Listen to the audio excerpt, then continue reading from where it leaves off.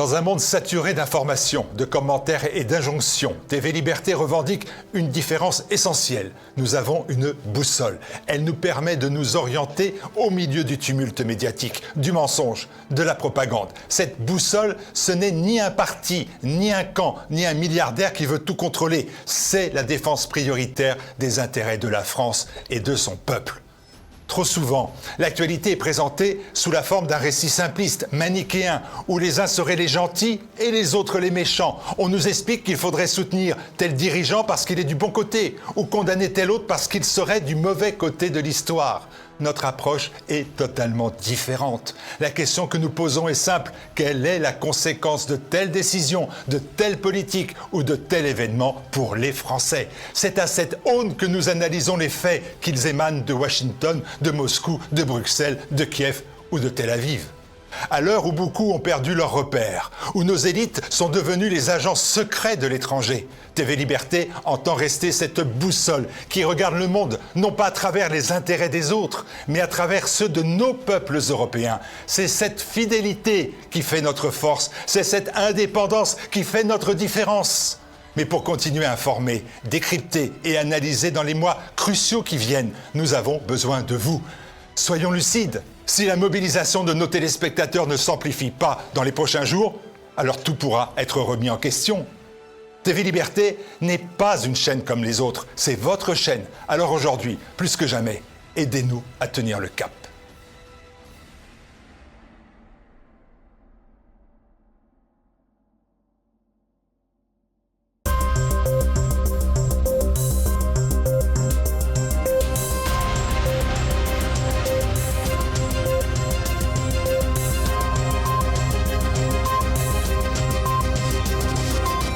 Madame, Monsieur, bonsoir. À la une de cette édition, le meurtre de Louis, un Français de 17 ans assassiné dans des conditions particulièrement barbares.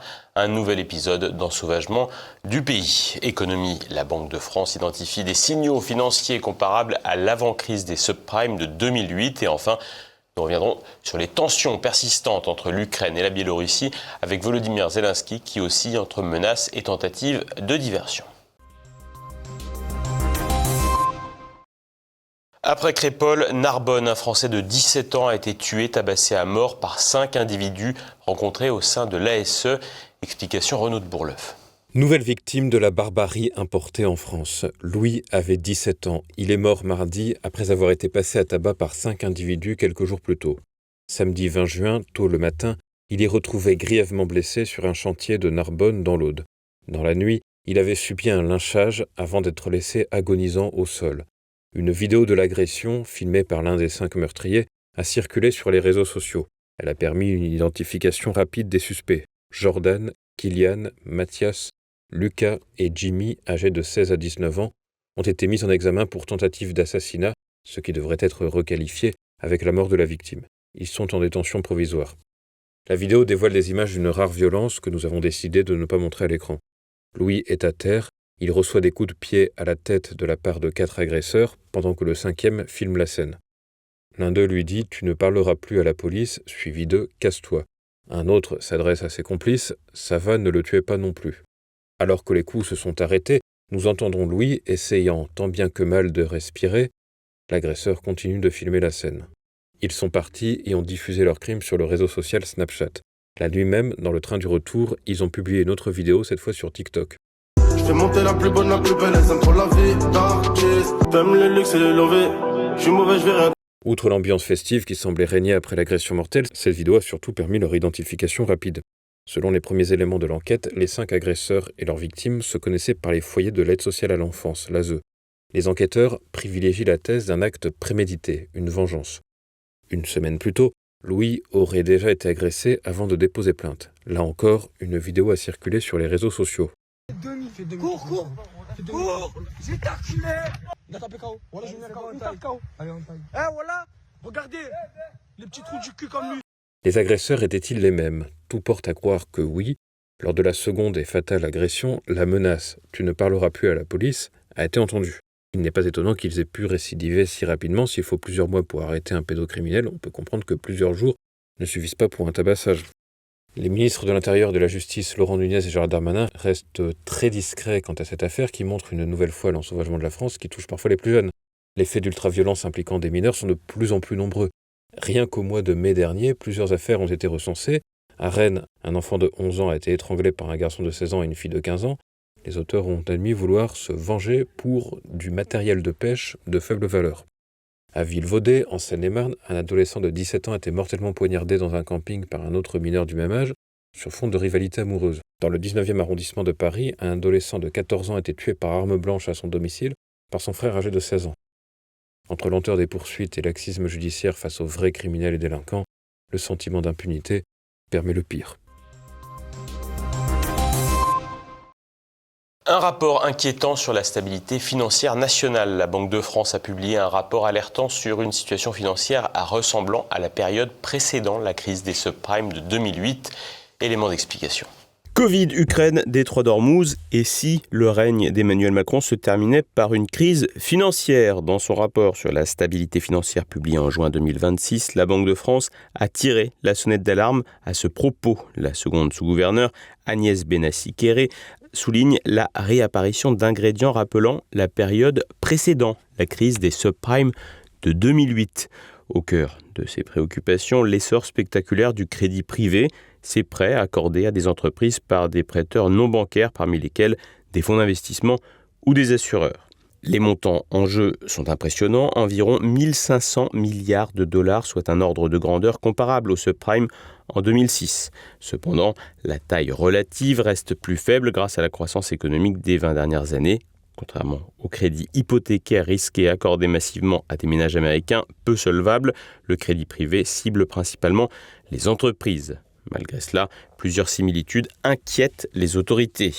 Le crédit privé souffre d'une valorisation opaque et d'une complexité accrue due à la titrisation. Ce mécanisme, déjà au centre de la crise de 2008, consiste à regrouper des crédits, les transformer en actifs financiers et les vendre en tranches sur les marchés. Le risque de défaut se diffuse ainsi de manière diffuse, rendant difficile de savoir précisément qui détient quoi. En l'absence d'un marché organisé, un choc de confiance pourrait entraîner une défiance généralisée, comme lors de l'effondrement de Lehman Brothers. La Banque de France note toutefois des différences rassurantes pour la France. L'exposition des acteurs financiers du pays reste limitée, avec environ 1% pour les assureurs, moins pour les banques, selon l'ACPR. Par ailleurs, les institutions exposées ne sont pas surendettées, contrairement aux emprunteurs subprime.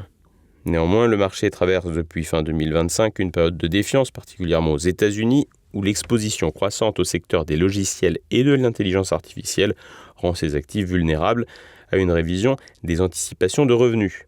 Parallèlement, la Banque de France dénonce la concentration des marchés d'actions américains sur quelques géants technologiques vulnérables à un retournement brutal, ainsi que le rôle grandissant des fonds alternatifs, les fameux hedge funds, dans la détention de la dette souveraine française. Ces signaux privés interviennent dans un contexte où la dette publique nationale continue son ascension vertigineuse. Fin 2025, elle atteignait environ 3 460 milliards d'euros, soit 115,6% du PIB. Les projections pour 2026 la place autour de 117 à 118,6% du PIB, avec une tendance haussière persistante, rendant de facto le récit d'un Macron Mozart de la finance un peu ridicule. La crise Covid, avec son arrêt de l'économie, n'explique pas tout. Les déficits sont structurels dans le pays et mettent directement en cause le président qui s'imaginait en grand réformateur et qui n'aura finalement pas réformé grand-chose, perdu dans une incontinence de communication aussi stérile que lassante. La charge de la dette, elle, s'alourdit, atteignant potentiellement 74 milliards d'euros en 2026. L'agence France Trésor prévoit des émissions records en 2026, dépassant les niveaux de 2020. Des hausses d'impôts et des économies pourraient être envisagées, mais peineront à compenser par la dynamique des intérêts. Cette dette massive renforce la vulnérabilité du pays. Une remontée des taux d'intérêt ou un choc de confiance sur les marchés, potentiellement déclenché par des tensions dans le crédit privé, pourrait accroître fortement la charge budgétaire et limiter les marges de manœuvre en cas de nouvelle crise. La dépendance accrue aux hedge funds pour financer la dette souveraine ajoute une couche d'instabilité. Ces acteurs sont volatiles et sensibles au rendement. Si le système financier français demeure solide grâce à des coussins de capitaux, les avertissements de la Banque de France rappellent que les risques existent. La combinaison d'un crédit privé opaque, de marchés concentrés et d'une dette publique historiquement élevée impose une vigilance accrue et devrait être un sujet inévitable dans la perspective de la présidentielle de 2027. Volodymyr Zelensky est-il en train de préparer une offensive de la dernière chance ou fait-il simplement diversion pour continuer de mobiliser ses soutiens entre menaces contre la Biélorussie et tirs de drones contre la Crimée? L'Ukraine lance des signaux tous azimuts.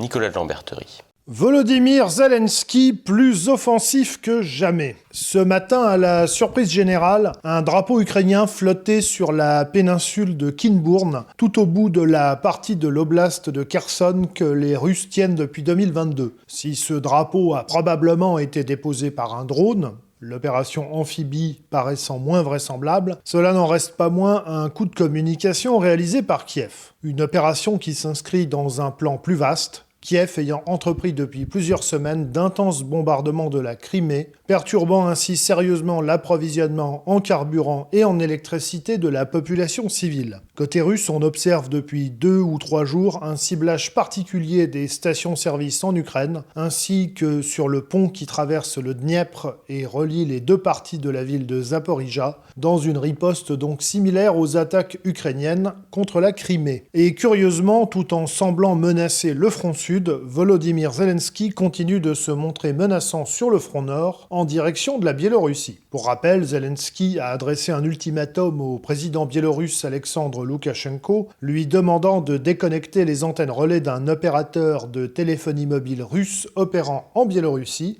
les Ukrainiens estimant qu'elles servent également au guidage des drones russes frappant le nord de l'Ukraine. En cas de non-respect de son ultimatum, Zelensky avait menacé de s'occuper du problème lui-même, par invasion ou bombardement donc. Ce mercredi, le président ukrainien a affirmé que les antennes en Biélorussie avaient été déconnectées conformément à sa demande. Nous avons tout d'abord eu hier, dans son allocution quotidienne, M. Zelensky, qui a affirmé que les antennes relais qui participent au guidage des drones Guéragne sur le nord de l'Ukraine ont été désactivées par les Biélorusses et que donc sur ce point de l'ultimatum qu'il avait posé en début de semaine, ce point-là avait été réglé. D'ailleurs, restent les deux autres points en suspens que sont la fourniture d'hydrocarbures et de pièces détachées pour l'industrie de défense russe.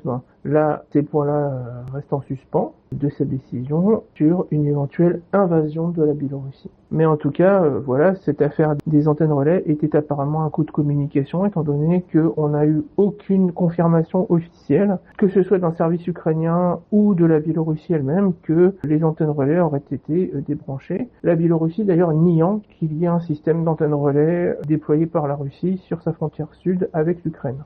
Malgré tout, la pression sur la Biélorussie ne redescend pas et les officiels ukrainiens continuent de communiquer sur la possibilité d'une attaque préventive contre Minsk afin de prévenir d'une éventuelle offensive russe. Difficile toutefois de savoir s'il s'agit d'un véritable préparatif ou d'un coup de bluff pour essayer de faire diversion et de disperser les forces armées russes. Le chef d'état-major des armées ukrainiennes, M. Syrski, a déclaré aujourd'hui qu'il y avait besoin de créer des nouvelles brigades, d'augmenter les efforts de conscription à cause d'une menace d'attaque depuis le territoire de la Biélorussie. Les autorités ukrainiennes maintiennent la pression, ce narratif qui viserait à justifier une attaque préventive contre la Biélorussie, sous prétexte que, d'après les renseignements ukrainiens, la Russie, qui n'a pas de victoire sur ses fronts principaux, pourrait ouvrir un nouveau front depuis le territoire biélorusse, donc en direction du nord de l'Ukraine. D'après les experts militaires, notamment russes qu'on peut lire, le but de ces déclarations serait au contraire d'immobiliser des forces russes en appui de l'armée biélorusse, ce qui avait d'ailleurs lieu jusqu'à l'attaque ukrainienne contre la région de Koursk en Russie. Il y avait à l'époque 17 000 soldats russes déployés dans le sud de la Biélorussie pour un renfort de l'armée biélorusse, et ces 17 000 soldats avaient été redéployés dans la région de Koursk pour faire face à l'invasion ukrainienne dans cette région. Apparemment, l'armée ukrainienne fait monter la pression afin d'obtenir un redéploiement des forces russes et donc d'alléger la pression qui est faite sur l'armée ukrainienne sur les fronts du Donbass et de la région de Zaporijia. Et l'hypothèse des diversions n'est vraiment pas à exclure, car sur les questions économiques, l'Ukraine continue d'avoir des problèmes, y compris pour percevoir l'argent européen. En effet, Bruxelles vient d'envoyer une nouvelle tranche de financement à Kiev, mais d'un montant beaucoup moins important que prévu. La cause en est la société ukrainienne Firepoint, très liée à des anciens proches du président Zelensky empêtrés dans des scandales de corruption. L'Union européenne a décidé de débloquer une tranche de 3,2 milliards d'euros sur les 40 milliards prévus dans le cadre de l'emprunt pour la reconstruction de l'Ukraine. Ces 3,2 milliards, en fait, c'est beaucoup moins que ce qui était prévu, car il était prévu 3,2 plus 5,9 milliards. Les 5,9 milliards d'euros étant consacrés à de l'achat d'armement par l'Ukraine, et notamment des investissements dans la construction de drones. La Commission européenne a justifié donc le non-déblocage de ces 5,9 milliards sur le fait qu'il y avait des menaces de dilapidation de cet argent dans la corruption ukrainienne. Apparemment, la Commission européenne aurait décidé que tant que l'affaire Firepoint n'était pas réglée par les organes de lutte anticorruption ukrainiens, eh bien, on ne débloquerait pas ces 5,9 milliards d'euros afin de développer cette production de drones en Ukraine. Côté russe, on fait le dos rond face aux offensives et bombardements ukrainiens. Et l'armée russe continue d'avancer doucement, la prise de la ville fortifiée de Konstantinovka étant presque achevée. On ne peut d'ailleurs pas exclure qu'une partie de l'agitation médiatique générée par le pouvoir ukrainien n'ait pour but que de créer un écran de fumée pour ne pas trop s'attarder sur la prise de cette ville clé dans la défense du Donbass. Malgré tout, même si la prise de Konstantinovka, mais aussi de Liman, constitue une victoire et une avancée russe, le reste des défenses ukrainiennes dans le Donbass est toujours très solide et peut encore tenir au minimum de nombreux mois. Sauf si, entre-temps, l'un des deux camps venait à effectuer une percée spectaculaire ou à craquer économiquement. Passons à présent à l'actualité en bref en France.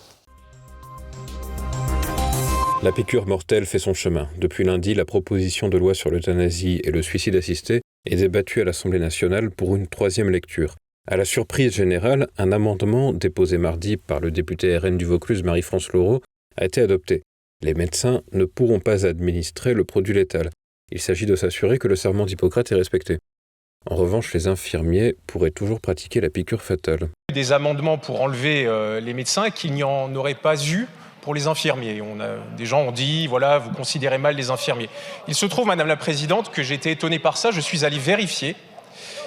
À titre personnel, j'avais déposé un amendement pour supprimer les infirmiers. Je pense que d'autres collègues ont dû le faire. En ce qui me concerne, c'était l'amendement 949 qui a été déclaré irrecevable par la séance au motif qu'il constituerait une charge financière. Donc moi, je demande une explication sur l'irrecevabilité de cet amendement qui, à mon sens, on l'a vu, fausse un peu la tenue des débats. Mais le rapporteur a annoncé son intention de réclamer une seconde délibération concernant l'amendement sur les médecins. Les débats vont se poursuivre dans la Chambre basse jusqu'au 30 juin, alors que de nombreux députés s'agacent ouvertement de débats répétitifs au cours desquels les mêmes arguments ont déjà été avancés. Certains, comme l'élu Renaissance de l'Aveyron Jean-François Rousset, évoquent la canicule comme justification de l'euthanasie. À l'heure actuelle, il y a des gens qui sont en train de mourir dans une chaleur torride. Bon, il faut les aider, donc il faut les aider, avancer. La Marche pour la vie organise une manifestation dimanche à 16h, place de Fontenoy, à Paris. Misère de la République française. La mairie de Chessy a été condamnée à verser 6 000 € à un couple dont l'ancien maire avait refusé de célébrer le mariage. L'époux, un Algérien, visé par une obligation de quitter le territoire français, une OQTF, devenue caduque, s'était vu opposer un refus malgré une ordonnance du tribunal judiciaire de Meaux. L'astreinte initialement plus élevée a été ramenée à 6 000 €. La cérémonie a finalement été célébrée en avril par le nouveau maire. Le couple ne vit plus ensemble depuis que l'épouse est retournée en Finlande. L'amour n'aura donc duré que quelques semaines. Quelques failles dans les documents d'identité. Mercredi, à Saint-Brieuc, dans les Côtes-d'Armor, un garçon, officiellement âgé de 10 ans, a été mis en examen pour agression à l'arme blanche et tentative de viol sur une femme de 22 ans. Elle faisait du sport dans une zone boisée de Saint-Brieuc lorsque l'agresseur lui ordonnait de se déshabiller. Face à son refus, il l'a poignardé au bras et à l'abdomen. Le garçon a reconnu les faits lors de son audition. La loi n'autorise pas de mesure à caractère pénal pour des mineurs aussi jeunes. Mais les premiers examens médicaux ont établi que le suspect devait avoir, non pas 10 ans, mais au moins 14 ans. L'adolescent est arrivé de la République démocratique du Congo il y a à peine un an. Reste à savoir où son père et lui ont eu leurs papiers. Produit d'importation africaine, un premier cas d'Ebola a été détecté en France chez un médecin humanitaire de retour de République démocratique du Congo où une épidémie est en cours. Le patient qui présentait une charge virale très faible a été pris en charge immédiatement dans un établissement spécialisé et se trouve dans un état stable. Toutes les mesures d'isolement ont été prises, une enquête épidémiologique a permis d'identifier les contacts. L'OMS juge le risque pour la santé publique faible. La France est le premier pays hors d'Afrique à confirmer un tel cas dans cette épidémie. Cocorico. L'actualité internationale en bref. Les Allemands vont travailler plus longtemps. Mardi, à Berlin, le gouvernement a dit soutenir les travaux d'une commission prônant une hausse progressive de l'âge légal de départ au-delà des 67 ans. La durée de vie active serait liée à l'espérance de vie. L'Allemagne est confrontée à un vieillissement de sa population alors que le nombre de naissances est à son niveau le plus bas depuis la Seconde Guerre mondiale et que, selon certaines projections, d'ici 2035, une personne sur 4 aura 67 ans ou plus. Double séisme au Venezuela. Mercredi, 2 puissants tremblements de terre ont secoué le pays d'Amérique du Sud. Une première secousse d'une magnitude de 7,2 a été suivie 39 secondes plus tard d'une réplique encore plus forte de 7,5. Le Venezuela n'avait jamais subi de séisme aussi violent depuis 126 ans. Dans la nuit de mercredi à jeudi, la présidente par intérim, Delcy Rodriguez, a évoqué un bilan provisoire de 32 morts et plus de 700 blessés. L'état d'urgence a été décrété, les établissements scolaires et universitaires resteront fermés et toutes les activités considérées comme non essentielles sont suspendues jusqu'à nouvel ordre. Le système électrique a été fortement fragilisé avec de nombreuses pannes de courant et d'Internet. Entente impériale et royale. L'empereur Naruhito et l'impératrice Masako du Japon effectuent depuis le 20 juin une visite d'État en Belgique, et cela jusqu'à ce jeudi. Accueillis au château de Laeken par le roi Philippe et la reine Mathilde, ils ont participé mardi à un banquet d'État marqué par une grande émotion. Le roi Philippe, visiblement touché, a livré un discours très personnel évoquant ses souvenirs depuis sa première découverte du Japon en 1985. La cérémonie du thé, initiée par l'empereur, et leur séance de course à pied dans le parc impérial de Tokyo ou à Laeken lorsqu'ils étaient tous deux princes héritiers. L'empereur Naruhito a de son côté rappelé l'amitié profonde entre les deux familles impériales et royales qui remonte à 160 ans. Il a évoqué également sa première visite en Belgique en 1976 et sa présence au mariage du couple royal en 1999. Pour la première fois, les 4 enfants du roi Philippe et de la reine Mathilde assistaient à un banquet d'État. Alerte dans le ciel, un astéroïde d'environ 750 à 1650 mètres de diamètre baptisé 152637 1997 NC1 passera samedi à 13h14 heure de Paris, à environ 2,56 millions de kilomètres de la Terre, soit 6,66 fois la distance Terre-Lune. Il n'y a aucun risque de collision. L'objet sera observable depuis l'hémisphère nord, dont la France, pendant sa phase d'approche avec de petits télescopes ou de grosses jumelles, même si la Lune brillante pourrait compliquer l'observation au plus près. Ce soir immédiat, merci de votre fidélité. À vendredi.